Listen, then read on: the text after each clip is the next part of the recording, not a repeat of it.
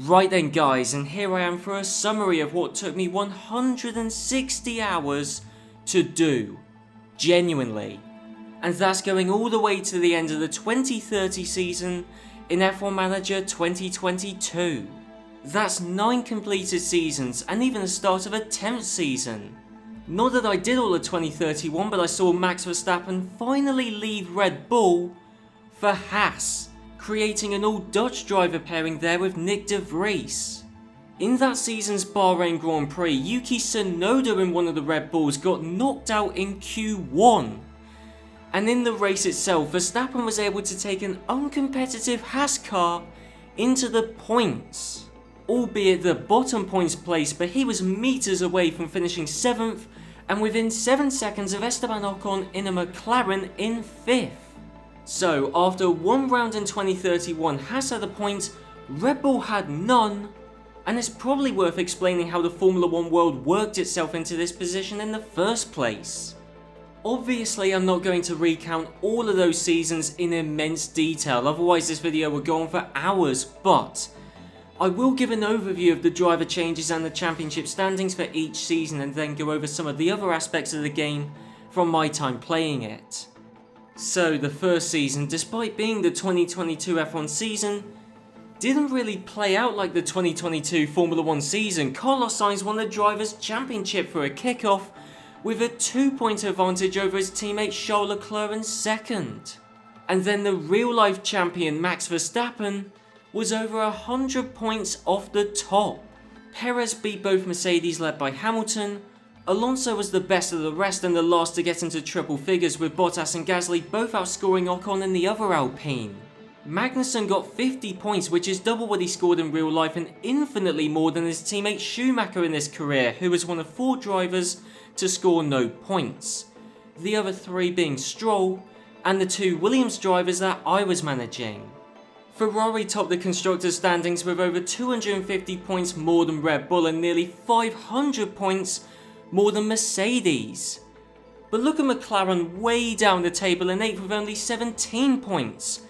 But I think they had the same idea as me, that was to completely write off 2022 and pour all development work into next year's car. In fact, my car development strategy in every season was as simple as focusing on next year's car. I won't be talking through all of the driver changes in each season, but in the description of the video you'll see a link to a Google sheet that has the complete team lineups, drivers, key personnel, even the engine manufacturers that each of the teams were with for each season. So if you want all of those details, then there they are. Alonso joining Alfa Romeo is a key move, as we'll see later. Vettel and Zhou moving to AlphaTauri together is interesting, but the change I cared the most about was getting in Piastri as a long-term prospect, and even just immediately better replacement for Latifi. Verstappen crashed out of the Abu Dhabi Grand Prix from 3rd place, essentially gifting Carlos Sainz his 2nd Drivers' Championship win. With Verstappen ending the season as the runner-up, and Charles Leclerc was also in the mix as he was 22 points down on Sainz and only 2 behind Verstappen. Ocon had his 2nd year of being the 2nd best Alpine driver as his new teammate Gasly outscored him. Bottas beat Alonso in the Alfa Romeo intra-team battle, and Piastri beat Albon in his debut F1 season, and he also beat 4-time F1 world champion Vettel at AlphaTauri and compatriot Ricciardo.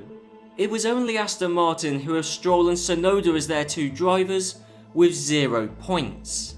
In fact, in the constructors table, the top 5 teams finished in exactly the same order, albeit with Ferrari doing notably worse and Mercedes notably better. McLaren and Williams moved up the table to take 6th and 7th in the standings respectively. In 2024, it was Verstappen who came out on top with 8 race wins over the course of the season and had a 76-point advantage over Sainz, who had his title-winning streak ended. Most interestingly though is Fernando Alonso in 8th, which is a superb performance in an Alfa Romeo, and what makes his season all the more special is that he won 3 Grand Prix. I have no idea how he finished 1st in the French Grand Prix, and I thought it was a fluke. until he won the Belgian Grand Prix and then the US Grand Prix as well. So over half of his points tally for the year came from those 3 miraculous race wins. There were some other strong drives this year, as Alex Albon claimed Williams' first podium finish since I took charge of the team, and he scored 70 points total, which was nearly triple his teammates' tally and enough for 11th in the Drivers' Championship. Tsunoda was even able to score a point for Aston Martin. So there were impressive performances up and down the grid, and victory for Perez in Abu Dhabi, as well as Verstappen's unbeatable points tally, meant Red Bull won the Constructors' Championship after overtaking Ferrari in the final round. Other than that, the Constructors' table was in the same order as the previous season. Undoubtedly though, the shining star this season was Fernando Alonso. He was so impressive that he was dropped by Alfa Romeo. That makes no sense at all, especially as his replacement was 83 rated Kevin Magnussen. And it's a revelation so shocking that, as far as I'm concerned, it even overshadows the fact that Lewis Hamilton moved to Ferrari, joining his race engineer Pete Bonington, who had already moved to the Scuderia. Charles Leclerc went in the other direction to race for Mercedes. Anyway, I signed Alonso on the spot to replace Albon because, given the really simplistic way that driver attribute development works in this game, all we were really missing as a team at this point was a top level driver, and I rate Albon in real life, but in this game he's never really truly going to be that. But Alonso, he is. Alonso earned his keep immediately as he was scrapping with Verstappen and the Ferrari of Hamilton in Bahrain, whereas Piastri, in exactly the same car, was at the back end of the points places. Alonso was dueling with Verstappen in the closing stages of the race, but he got by on lap 55 and Verstappen's tyres were shot by this point, which meant Fernando Alonso won the 2025 Bahrain Grand Prix as a Williams driver and took Williams' first race win in this career game save. He went on to win 12 races in 2025, becoming a triple world champion.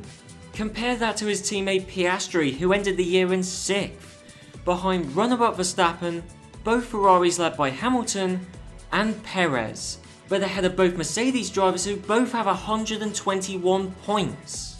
Once again, every team, but not quite every driver, scored a point this season. It was a hard-fought three-way fight for the Constructors' Championship, but it was Ferrari who came out on top with 529 points. Red Bull in second got 527, and Williams in third got 524. That's a mere 5 points separating the top 3 teams. 2025 was the start of something hugely exciting for me, which steadily grew more and more boring as it became more and more predictable.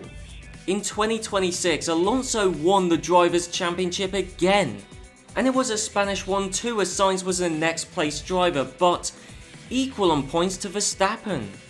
The key thing is though, we're 199 away from Alonso, as my driver won 15 races that year. Norris took Hamilton's place at Ferrari and beat the 7-time world champion who returned to Mercedes. And both of them outscored Piastri, who had less than a third of the points of his teammate. Leclerc for Mercedes down in 11th with only 77 points, and Aston Martin being unable to score points again, were 2 other notably poor results. That said, McLaren being down in 8th is as bad as they were in the very first season, whereas at Williams we've been able to maintain our charge up the order, as all you have to do is a lot of research and then get a top flight driver, neither of which are tricky to do given enough time, and so we won our second Constructors' Championship. 2027 was basically more of the same. Alonso won his 3rd title in a row, although at least Piastri had massively upped his game. But then again, so were we, as this season was the first that had a major technical regulation change, which reduced the ratings of every part of the car by a much larger amount than previous regulation changes had. It also meant my strategy to prioritise research over current car development was even smarter and more effective than ever before. And so in 2027, Williams were untouchable. We arrived in Bahrain with Alonso nearly a second a lap quicker than Verstappen in a Red Bull, who qualified third, and even Piastri in second was half a second clear of Verstappen per lap. Or, put it another way, that means Piastri was about half a second slower than Alonso in an identical car. Anyway, the upshot is that Alonso scored 540 points. Bearing in mind that by this point the pole position bonus point was introduced to F1, so it was a maximum of 27 points per Grand Prix and 594 per season. Alonso's points tally is the highest we've ever seen in this career mode, but more to the point, only 54 away from the maximum possible total. It wasn't at the top of the pack that the major regulation change made the biggest impact though, as it tightened up the rest of the field a lot. The fact that everyone scored points is remarkable, and that Joe in an AlphaTauri got 7 points but still came last in the Drivers' Championship is bizarre. Aston Martin got 18 points but still came last in the Constructors' Championship. Other than the massive change in points distribution, and the fact that Ferrari lost a bit of ground and McLaren gained some, in reality, not much actually changed. I would have loved to have kept Alonso on board, but at the end of his 3-year contract with us, he decided, at 46 years old, to call it quits and retire. In his place, I promoted my reserve driver, Jack Doohan. Alonso officially retired from F1, and Hamilton technically joined him since he became a free agent in 2028 and refused to sign a deal to race in F1 again. But the now 40-year-old Sebastian Vettel is still going and found a new home with Haas. Doohan picked up from where Alonso left off, winning the 2028 Drivers' Championship with 15 wins, 18 podiums, 19 pole positions and 470 points, which is 115 more than Piastri in the runner-up spot. Sainz was the best of the rest, and Verstappen only just outscored his teammate Perez. Joe in an Alpine got more points than Norris in a Ferrari, which means he ended the year in 6th. Down at the bottom, it was a return to normality as not everyone scored multiple points, and Vettel in a Haas was the lowest placed driver to get any, as he got 3 in total, which is better than his teammates Tsunoda, Stroll in an AlphaTauri and both Aston Martins. Williams scored over double the points of our nearest competitors, which was Ferrari. Mercedes had a disappointing year as they were 6th in the Constructors' Championship. Despite that, they were still the highest placed Mercedes power team, and it's not as if their engine was any less competitive, since engine ratings in this game never change.